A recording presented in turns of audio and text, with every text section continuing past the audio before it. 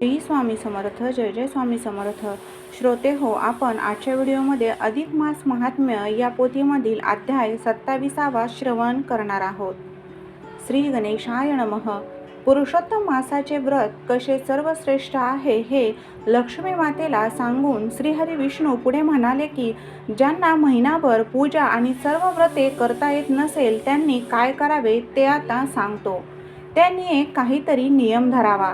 स्नान, दान, जप, तर्पण, पुराण श्रवण, त्याचप्रमाणे देवपूजा, तेलाचा त्याग, भूमिशयन, पत्रावळीवरती जेवणे, अनारसे दान करणे, एकच धान्य खाणे, त्याचप्रमाणे नखे वाढवणे, केस वाढू देणे, देवापुढे सतत दिवा लावणे, दाम्पत्य भोजन, अनवाणी चालणे, त्याचप्रमाणे एक एक धान्य वर्ज करणे, आवळीच्या झाडाखाली स्नान करणे, फलत्याग, मीठ वर्ज करणे, तीळ, धान्य, तांबूल, सोने, रुपे इत्यादी वस्तूंचे दान देणे, त्याचप्रमाणे भागवत ऐकणे, उपोषण करणे, काही न मागता मिळेल ते खाणे, त्याचप्रमाणे नक्त भोजन करणे, धारणा पारणा, एक वेळ जेवणे किंवा केवळ हविष्य अन्न खाणे, तुळशीची पूजा करणे, कृष्णाचे नाव घेणे, शाळीग्रामाची पूजा करणे, पूजा न केलेल्या मूर्तींचे पूजन करणे, शामिष धान्य त्यागणे, अशुद्ध अन्न टाकणे, परद्रोह, परनिंदा न करणे, सदाचार करणे,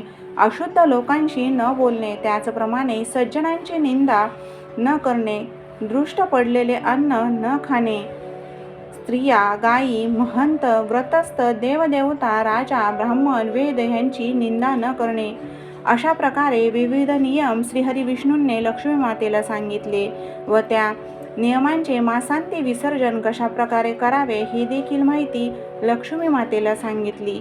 चला तर मग ओवी स्वरूपामध्ये आपण ती श्रवण करूयात. अध्याय 27वा. श्री गणेशाय नमः. पूर्वाध्यायीचे वर्तमान कथिले मास व्रतोद्यापन, जेने आचरित व्रताला हुन पूर्णता होय साचार. आता पुनः वैकुंठ विहारी रमेसी म्हणे गे प्रिये सुंदरी, ते पूर्वोक्त मास व्रत निर्धारी सर्वाओपरी असे पै. हे पुरुषोत्तम मास व्रत यथोक्त विधीने आचरत, तया पाहताची यमदूत पळोनी जात दिगंतरी. सिंहा लागी विलोकोनी जैसे गज पळती राणी, की वैनते या पाहता क्षणी सर्प विवरी जातात. की उदेताची दिनपती दिवा भीते सर्वलपती, तैसीच यमदूतांची गती होय व्रती देखताच. यथोक्त मास व्रत करीत तदंगी सर्व तीर्थे वसत, आणि पुण्यक्षेत्रे देवता समस्त त्याही राहत तेथेची. तयांच्या पुण्या नाही माप, नाना दुःखे दारिद्र्य पाप, समूळ नासोनी आपे आप पुण्यस्वरूप होती ते. पुरुषोत्तमाच्या सेवेविषयी जयाचे मन निश्चळ राही, तया लागे विघ्ने कदाही स्पर्शुन देई भगवान. हे अधिक मास व्रत करीत हे यत्र कुत्रापि वसोत, तया पुढे पिशाच प्रेत भूतादी न येत कोणीही. नानाशत यज्ञाहुनीही हे मास व्रत श्रेष्ठ राही, क्रंतूंनी स्वर्ग प्राप्ती होई आणि हे तो नेई गोलोका. हे मास व्रत यथाविधान जो भक्तिभावे करीतो जाण, तयाच्या फळाचे सर्व वर्णन शेषाचे नाही नव्हेच. ऐसे हे पुरुषोत्तम व्रत सर्वांहुनी श्रेष्ठ अत्यंत, म्हणून प्रत्येक अधिक मासात सर्वी यथोक्त आचरावे. परी तुके नव्हे कोणेचेनी त्यांनी काय करावी करणी, ती सांगतो ऐके साजनी एकाग्रचित्त करुणिया.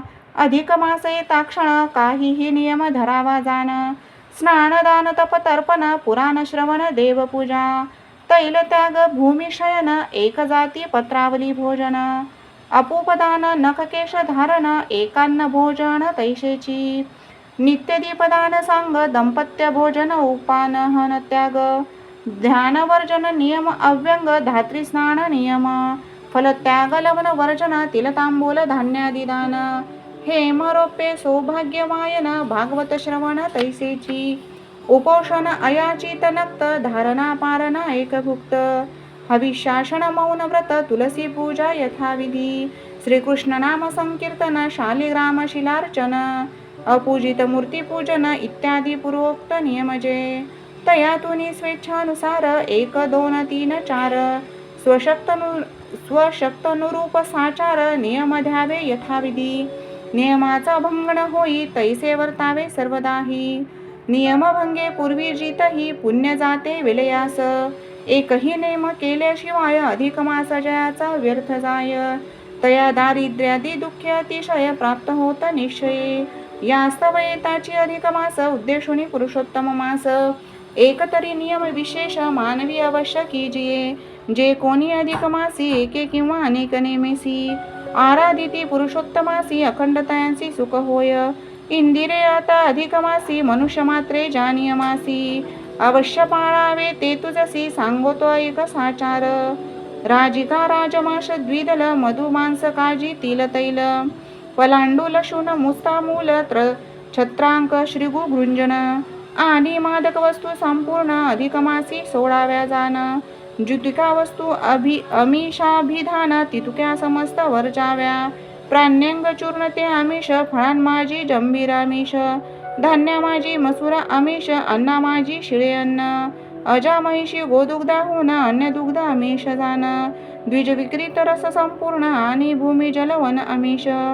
ताम्रपात्रस्थ गव्य विशेष त्यासही बुध म्हणती आमिष. आत्मार्थ पाचित अन्न शेष तेही आमिष बोली जेते. असो परद्रोह परनिंदा अधिक मासी वर्जावी सदा. परदारागमन कदा करू नयेची साचार. शल्ये दुष्ट भाव दुष्टांना क्रिया दुष्ट शब्द दुष्टांना.